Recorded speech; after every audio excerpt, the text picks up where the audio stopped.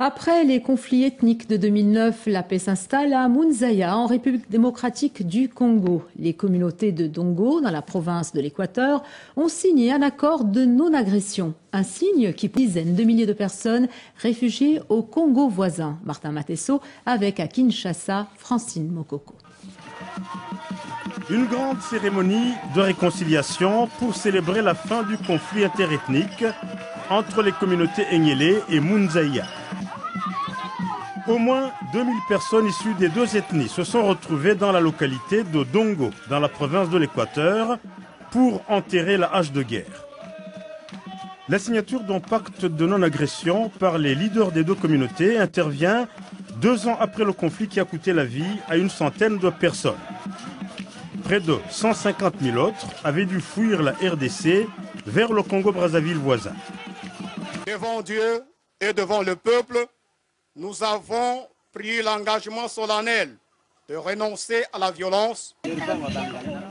Il aura fallu plusieurs mois de médiation menée par une ONG américaine spécialisée dans la résolution des conflits avec le soutien du HCR pour amener les leaders des deux communautés autour d'une table.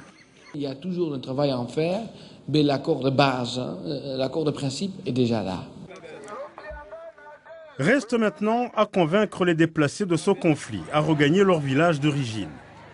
Ils sont encore plus de 100 000 à survivre dans des conditions difficiles dans la région de la Likwala, dans l'extrême nord du Congo-Brazzaville, où ils ont trouvé refuge depuis octobre 2009. Le Haut Commissariat des Nations Unies aux réfugiés est plutôt optimiste.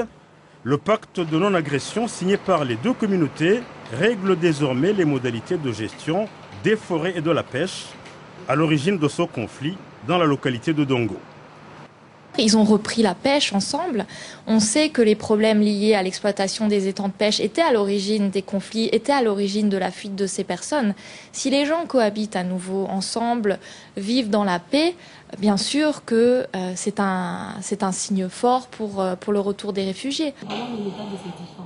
Pour favoriser la poursuite du dialogue, une radio communautaire va bientôt voir le jour. Elle permettra aux deux communautés de s'exprimer sur toutes les questions qui pourraient donner lieu à de nouvelles tensions. L'objectif est d'éviter toute remise en question du pacte de non-agression que les deux parties ont signé librement.